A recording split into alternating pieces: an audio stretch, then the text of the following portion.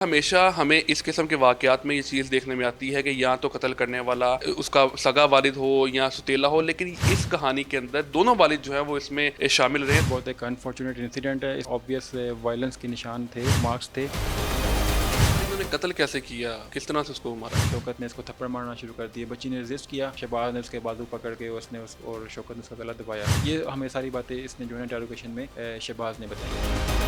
लड़की के घर तक पहुंच गए, उसके बाद सर ये शक कहाँ से पैदा होना शुरू हुआ जो असल कातिल है? शक तो हमें वहाँ पे थोड़ा सा हो गया था, लेकिन अभी चूँकि हम बाकी एविडेंसेस वगैरह और बाकी चीज़ों को लिंक कर रहे थे, थोड़ा सा उसकी बातों में तज़ाद पाया गया क्योंकि हमारे पास फुटेज मौजूद थी। तो यहीं से हमारी बात में जो है ना वो उसका हो गया कि ये हमसे कोई चीज़ छुपा रहा है, झूठ बोल रहा है। तो हमारा एक सस्पेक्ट वो डिक्लेयर हो गया कि ये हमसे अब हकीकत पे बात नहीं कर रहा। अस्सलाम वालेकुम नाजरीन, पब्लिक डिजिटल के साथ मैं हूं आपका मेज़बान अली चौधरी। नाजरीन, जराइम की दुनिया से जुड़ी एक और हौलनाक कहानी जो है वो आपके सामने लेकर आए हैं कि हंजरवाल के इलाके से पुलिस को 21 साला लड़की की लाश बरामद होती है। पुलिस लाश को तहवील में लेकर उसके ऊपर कार्रवाई शुरू करती है, तहकीकात शुरू करती है, तो इंतहाई हौलनाक इंकशाफात सामने आते हैं कि इस बच्ची को, इस लड़की को जो है वो उसके सगे वालिद और सौतेले वालिद ने मिलकर जो है वो कत्ल किया है। एक कत्ल की वजह क्या बनी, इंतहाई दर्दनाक की कहानी क्या है। मेरे साथ इस वक्त डॉक्टर उमर साहब एसपी बाल्टन मौजूद हैं, उनसे जानते हैं। अस्सलाम वालेकुम सर। वालेकुम सलाम। सर, हमेशा हमें इस किस्म के वाक़यात में ये चीज़ देखने में आती है कि या तो कत्ल करने वाला उसका सगा वालिद हो या सौतेला हो, लेकिन इस कहानी के अंदर दोनों वालिद जो हैं वो इसमें शामिल रहे हैं। सर, ये कहानी क्या है, कहाँ से शुरू होती है? जी, एक बहुत एक अनफॉर्चुनेट इंसिडेंट है। इसमें हमें जो संडे 18 मई 2025 की मॉर्निंग पे हमें एक कॉल मिलती है कि हंजरवाल का इलाका है गुलशन टाउन, वहाँ पे ओपन फील्ड्स हैं, वहाँ पे एक ना फीमेल डेड बॉडी पड़ी हुई है। तो मौके पे जब हम पहुँचते हैं तो हम देखते हैं कि एक फ़ीमेल है और उसकी कोई शिनाख्त नहीं है। उसकी जो है ना ऑब्वियस वायलेंस के निशान थे, मार्क्स थे, और उसने एक फैक्ट्री वर्कर वाला गाउन पहना होता है। उसकी पॉकेट से हमें एक की मिलती है और इसके अलावा एक फैक्ट्री का एक स्पोर्ट्स का हमें टैग मिलता है। तो हमें बेसिकली जो फर्स्ट इंप्रेशन था वो ये था कि ये लड़की किसी फैक्ट्री में काम करती है, और चूंकि इसने अभी गाउन भी पहना हुआ है तो ये इसका जो मर्डर हुआ है वो इसी किसी फैक्ट्री से वापस आते हुए या जाते हुए कोई इस तरह के मामलात में ये इसका मर्डर हुआ है। अभी इसकी शनाख्त का जो फ़र्स्ट स्टेप था उसमें वहाँ पे मौके पे मौजूद जो लोग थे, मोहल्लेदार थे, जब उनसे इन्फॉर्मेशन ली गई कि वो इस बच्ची को पहचानते हैं, तो किसी ने भी आगे बढ़ के हमें हमारी मदद नहीं की। किसी ने भी नहीं बताया कि हम इस बच्ची को हमने कहीं देखा है या जाता है आते हुए जाते हुए देखा है या हम इसको जानते हैं।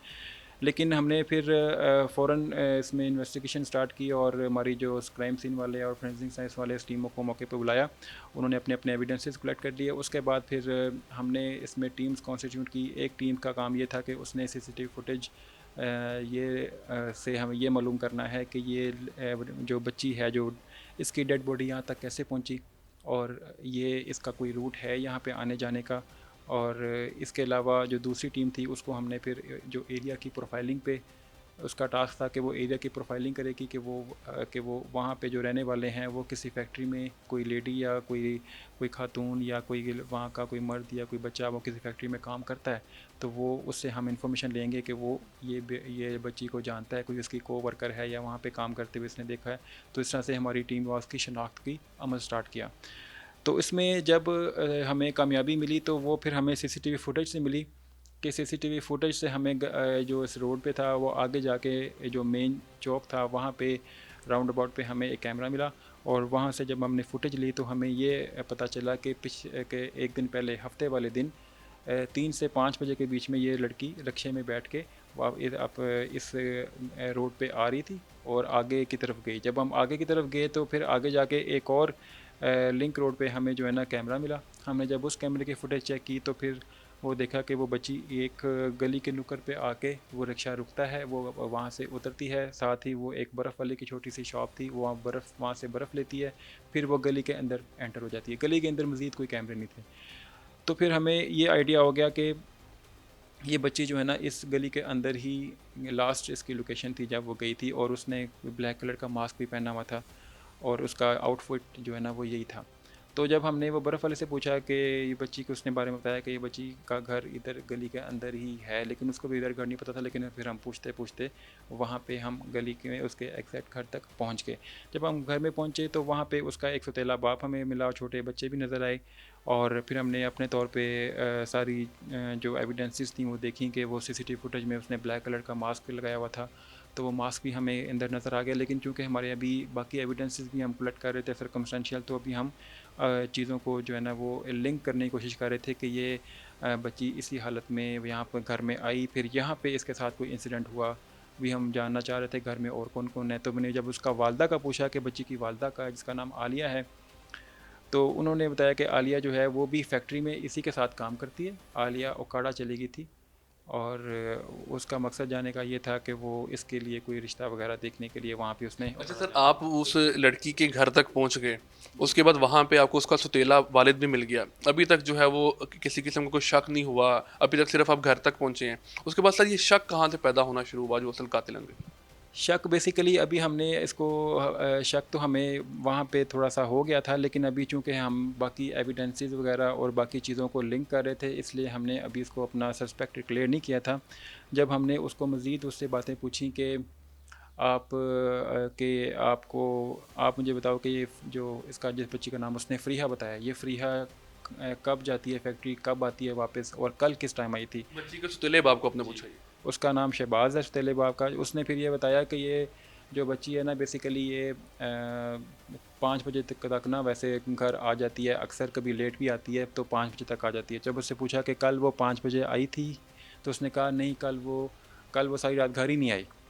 तो फिर हमने से कहा कि अगर वो घर नहीं आई तो आपने उसके गुमशुदगी की रिपोर्ट किसी थाने में दी है या आपने किसी उसकी वालदा को इन्फॉर्म किया है कि? तो उसने कहा कि मैंने उसकी वालदा को बताया था कि ये घर नहीं पहुंची, लेकिन मैंने थाने में नहीं बताया। मैं थाने में क्यों नहीं बताया? थाने में इसलिए नहीं बताया कि वो अक्सर खुद ही लेट आती थी, तो वो अपनी मर्ज़ी की मालिक है, वो कभी जल्दी आती थी कभी लेट आती थी, इस तरह की उसने बात की। तो हमें फिर थोड़ा-सा उसकी बातों में तज़ाद पाया गया, क्योंकि हमारे पास फुटेज मौजूद थी कि वो बच्ची 5 बजे जो है वो इसी अपने घर की नुक्कड़ पे गली की नुक्कड़ पे उतरती है, फिर वहाँ से वो घर की तरफ जाती है। तो यहीं से हमारी बात में जो है ना वो उसका हो गया कि ये हमसे कोई चीज़ छुपा रहा है, झूठ बोल रहा है।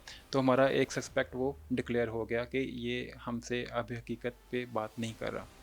फिर हमने उसको मज़ीद इंटेरोगेशन की, उसमें फिर हमने उसको सीसीटीवी फुटेज दिखाई। ये सारी बातें जो हमने दिखाई कि वो बच्ची कैसे रिक्शे में बैठ के यहाँ तक पहुँचती है, फिर यहाँ से उतर के वो अपनी गली के अंदर एंटर होती है। तो उसमें फिर वो उसकी चूँकि अब बात ख़त्म हो गई थी, तो फिर उसने हमें आहिस्ता-आहिस्ता हकीकत बताई। अच्छा सर, इस वक्त तक वाक़े का मुकदमा दर्ज हो चुका था?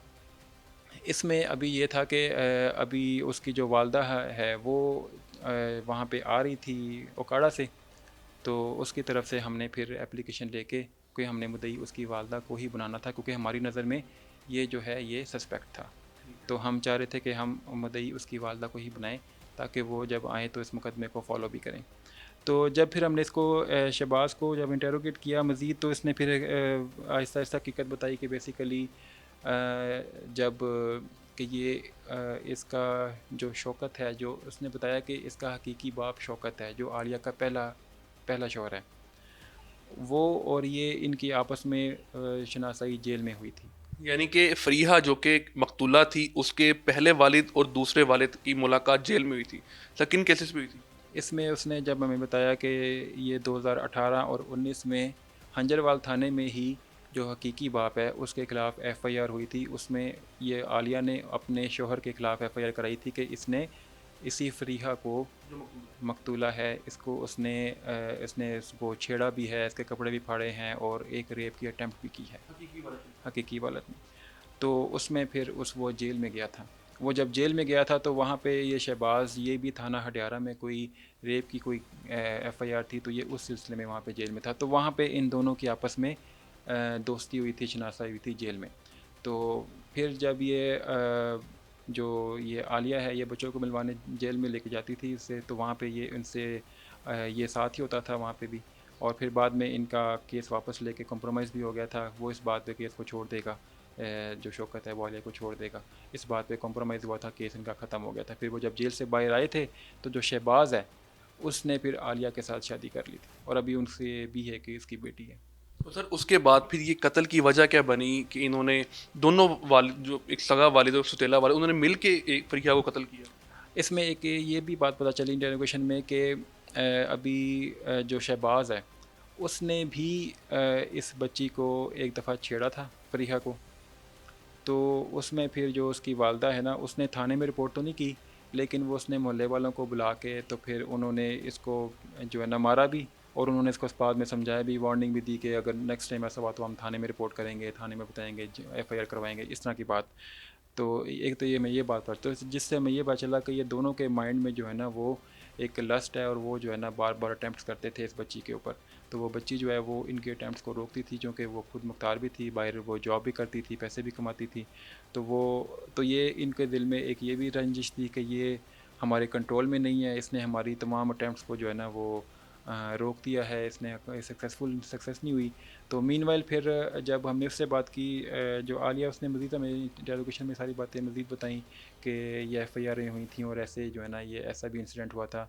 तो उनके अभी जब अब चूँकि वो आलिया वहाँ पे इसका रिश्ता भी देखने गई हुई थी, तो वो ये सारी बातें थी कि अब वो ये उनके माइंड में ये सारी बातें थी कि ये बच्ची जो है ये बेसिकली हमारी अटैम्प्ट्स को भी इसने जो है ना सक्सेस नहीं हुई, और अब ये चूँकि इसकी शादी भी हो रही है, तो अब उनके माइंड में था कि हमारे हाथ से निकल गई।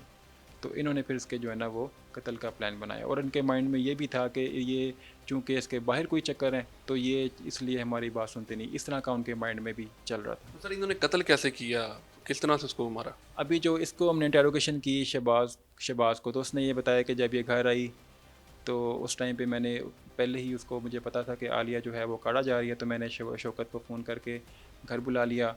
और जब वो शौकत आया, तो फिर उसके बाद जब ये घर पहुंची, तो उसी को इसी तरह से फिर हमने ज़ोर ज़बरदस्ती पूछना शुरू कर दिया कि तुम लेट क्यों आई हो, किधर फिरती रहती हो, इस तरह की बातें। तो शौकत ने इसको थप्पड़ मारना शुरू कर दिया, बच्ची ने रजिस्ट किया, तो फिर इसने शहबाज ने उसके बाजू पकड़ के और शौकत ने उसका गला दबाया। ये हमें सारी बातें इसने जो है इंटेरोगेशन में शहबाज ने बताई। तो फिर बाद में तकिए के साथ उसका सांस बंद किया, और फिर जब रात को अंधेरा हो गया, तकरीबन 9 बजे के करीब, फिर इन्होंने इसको, शहबाज ने और इसको दरमियान में मोटरसाइकिल में बैठा के आके घर से दूर वीराने में ले जाके, जहाँ पे उस टाइम पे कोई बंदे भी नहीं थे, कोई अंधेरा था बिल्कुल ओपन फील्ड से, और वहाँ पे कोई कैमरे वगैरह भी ज़ाहिर नहीं थे, तो वहाँ पे फिर उन्होंने इसको फेंका। अच्छा सर, इस वाक़े के मुल्ज़िमान को गिरफ़्तार कर लिया गया है, और जो गिरफ़्तार अभी नहीं हुए उनकी गिरफ़्तारी के लिए क्या किया जा रहा है? बिल्कुल, इसमें हमने जो उसके जो मेन एक्यूज़्ड है शहबाज, उसको तो हमने अरेस्ट कर लिया, उससे सारी इंटेरोगेशन भी मुकम्मल है, बाकी भी हम एविडेंसेस वगैरह हम इन्वेस्टिगेशन टीम को कर रही है। जो दूसरा एक्यूज़्ड है उसकी गिरफ़्तारी के लिए फ़ौरन हमने, क्योंकि उसका जो ठिकाने हमें मालूम थे, पहले हमने वहाँ पे रेड की, लेकिन वहाँ पे वो नहीं था। फिर इससे हमने मालूमात करने की कोशिश की कि इसको उसके ठिकाने का, लेकिन इसको भी इसका राब्ता फ़ोन पे था।